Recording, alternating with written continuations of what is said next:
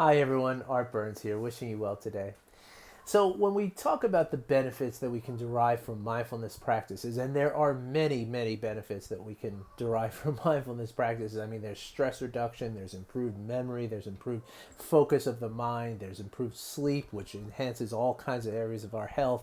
There's so many physical, emotional, and mental well being, mental benefits to mindfulness, emotional intelligence, social intelligence, just on and on goes the list, right?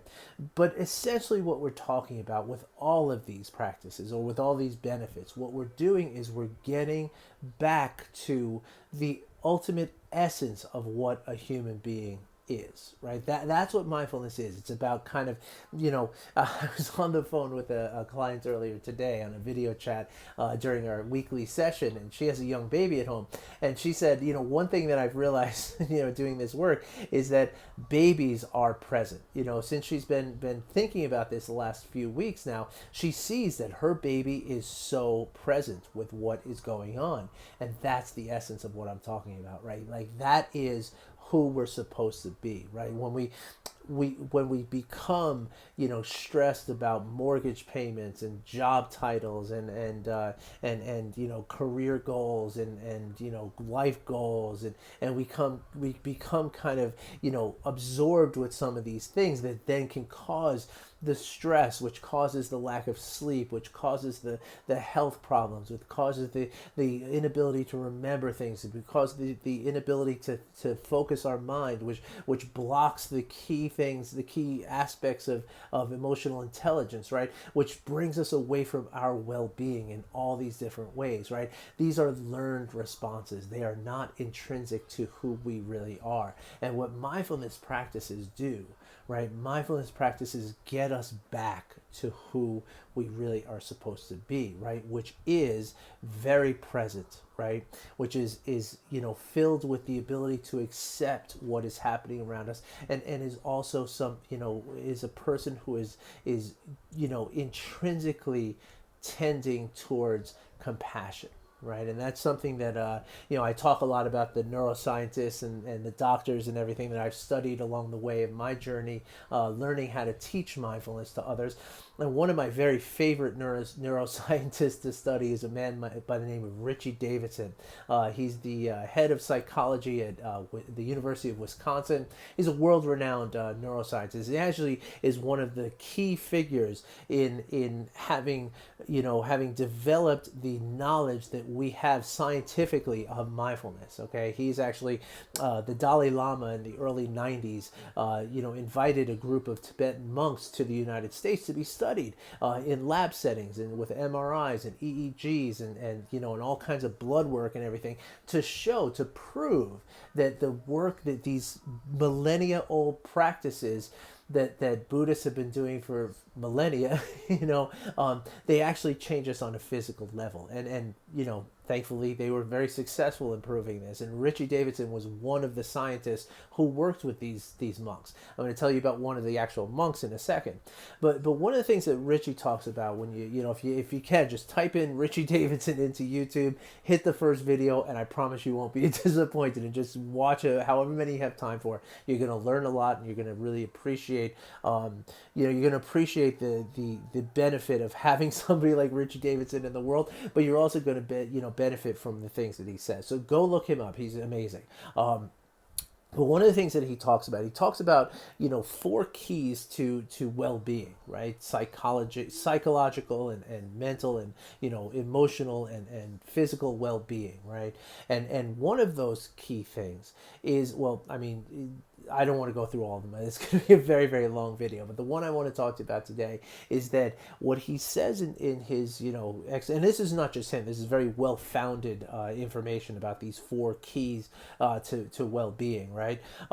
One of them is that we all come into this world as human beings with an innate sense of basic goodness. Okay, now this is, pretty much irrefutable. Okay, they've done so many studies with babies, showing them puppets. One puppet is, is acting aggressively and causing conflict and creating, has greed and just, malintent, right? And they play that out with a puppet. And then another puppet is all about generosity and cooperation and kindness. And I mean, 10 times out of 10, the baby gravitates towards the puppet that is representing the kindness and the compassion.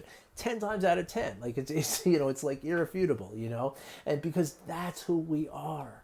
We come into this world, as we want to cooperate, right? We are beings who want to cooperate. And in the distant ancestry of human beings, right? Cooperation was necessary for us to become who we are, right?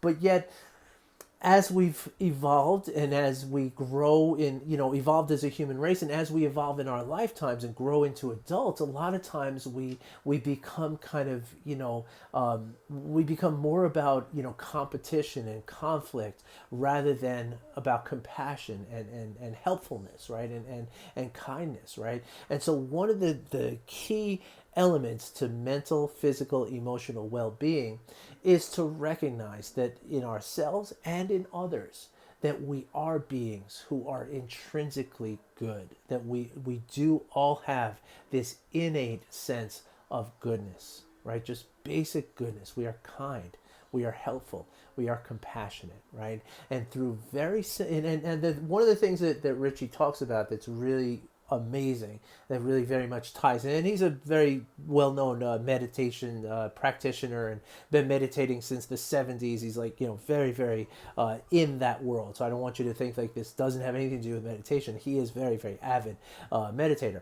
But one of the things that he talks about, and not surprisingly in light of what I just said about his meditation practice, is that mental well-being is a skill, right? A trainable skill. Any skill that you can name is a trainable skill. So it's not something that we're either, mentally well or we're not, and that's just how it is. It's something we have control over. And with practice, we can develop mental well-being, right? And so, and again, one of the four basic ways in which we can develop mental well-being is to practice this, the ability to see in others this intrinsic goodness, right? This basic innate goodness, right? And also to practice that goodness in ourselves, right? And so now these are among my favorite mindfulness practices, right? Our compassion practices. They are just, I recently learned of a term, there's a branch of practice that's called heartfulness, right? Like mindfulness and heartfulness. And actually I realized after I researched this a little bit and read up on it a little bit, I actually practice and I teach heart mindfulness or mind heartfulness, however you want to put it. I definitely feel that one of the most powerful ways in which we can get in touch with who we really are, again, just like Richie Davidson is saying, is to get in touch with that essence of our goodness, the essence of our compassion. And so therefore compassion exercises are among my very favorites, right? The beautiful thing about compassion exercises, there's two really good things, really beautiful things about compassion exercises. Number one, they're super easy. They come natural. It's just just doing kind things, and the more you do it, the more it feels just very natural. The second thing is that it feels really good. It's a way to kind of get very sort of quick results from practices. A lot of times when we do meditation, it's hard to, it takes a while before we see any kind of like evidence that they're doing anything for us, right? And of course, one of the things we're not supposed to do is look for evidence of how they're doing it, which makes it even more tricky. But kindfulness and compassion exercises, those are a very quick way to start feeling good very, very quickly. Okay. And now there's ways to do compassion exercises that are very, internal, meditative, just kind of repeating phrases to yourself. There's phrases of loving kindness, just very simple phrases. May I be well, or may you be well. The best way to do this is to start out with directing it towards yourself. May I be well. May I be free from suffering. May I be free from fear and insecurity. May I be may I find forgiveness for my mistakes. May I feel loved. May I be happy. Those are just a few. Those are the ones that I use, right? You can make up your own. It's not like a magical spell or anything like that. And there's certain traditional ones that are, a little bit more specific maybe, but it's not really a specific thing. It's just about showing yourself kindness, right? And then after you've done that for a little while for yourself, you start doing that for others, right? And I'd be happy to teach you how to do this. It's very, very simple, okay?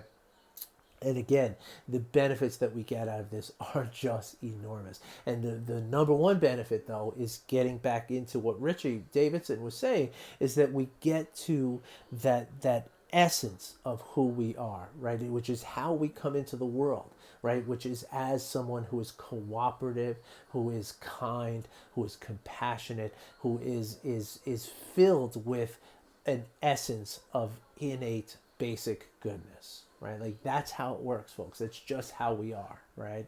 And again, all the things, the competitiveness and the conflicting, the understanding conflict and all these other things that we see around us as adults, and we see in government and in business and in all kinds of areas of our lives. That stuff that we see, that's all the constructed stuff, right? That's not the real thing. That's all stuff that we've kind of built throughout our lives, right? And again, as I say, throughout the evolution of humanity, right? Back in tribal humans never acted that way. Sure, they would war with other tribes. I need the water that you have, you need the buffalo that I have, that kind of stuff. But inside the tribe, just like inside our bodies, it was always very, very cooperative. And that's not something that exists today. So anyway, I don't want to get too much into the anthropological end of this. That's a whole different subject that we can talk about. But also I want to tell you about somebody, as I told you, I was going to talk about one of the monks that Richie studied, I call him Richie like he's my buddy, that Richie Davidson studied, is a man by the name of Matthew Richard. Now, Matthew Richard has been studied by many different people. He's actually featured very prominently in the Search Inside Yourself, the book by Meng Tan. The Search Inside Yourself is the program of mindfulness at Google. And there's a book that they published as from that program. And in that book, Mr. Tang, Meng Tan, Mr. Tan, he talks about Matthew Richard, and when Matthew Richard came here in the early 90s and was being studied, he would sit in an MRI machine for like 2.5 hours and just do compassion meditation, which is one of the simple practices I can teach you. Of course, he's been doing it for, tens of thousands of hours, like 40,000 or more hours at that point. And so not very basic on his level. But he was doing compassion meditation, and they found that the areas of his brain that were active when he was doing compassion meditation were just every area that was associated with any kind of happiness or well-being. Right, and goodness, and so they actually named him at that time the happiest man in the world, right, which is just amazing. But another side note, Mr. Tan asked him at one time, like, as the happiest man in the world, are there ever days that you don't feel happy, that you're sad? And he says, well, of course, there's, when I see people suffer, or I see, the world that we live in, it's not always a happy place. And he's like, of course I find, moments to not be happy, but he looks at happiness as a deep ocean, right? Where the surface of the ocean could be choppy and rough, but deep below, in the bottom of the ocean, it's always calm. So looking at the news and seeing the way people treat each other, yeah, that can be very choppy and very disorienting and very not pleasant, but below that there is a deep ocean of happiness that I can always go back to. Isn't that beautiful? So anyway, I was actually recently watching a talk by Matthew Richard, and you should check him out as well, right after Richie Davidson. And one of the talks that he gives, he always talks about things like altruism and compassion. I mean, that's his thing, because it's nothing, and one of the things that he says is he talks about the banality of goodness. Right, now think about what this means, right? And he talks about it like, well, he's given this talk, like a TED talk, right? And he says, look, we didn't have any fist fights, right? Like while we're sitting here and I'm giving this speech, we have no fist fights happening. right? There's no, nastiness happening to one another. And of course, everyone will go home today, and nobody's going to mention like, oh, there was no fist fight at the monks' talk today. Of course, nobody would do that, because you don't expect a fist fight to break out at the monks' talk, right? But he says if there was a fist fight at the monks' talk, every single person here would be going home and talking about how, oh my gosh, there was a fist fight while the monk was talking, right? And so that is how the goodness is banal, right? It's the banality of the goodness, right? That we expect goodness, we expect cooperation, we expect altruism, right? Even like on a subconscious level, right? And again, even though while we practice, competitiveness and conflict in our professional lives and in our kind of, which all comes from this sense like we need to get something that we're afraid that we're not going to get. Again, that's a deeper conversation we can have another time. But the essence of it, even in an office setting where it's very competitive, you're never surprised that nobody's throwing things at each other. You're never surprised that nobody's having, real, sort of inherently, kind of,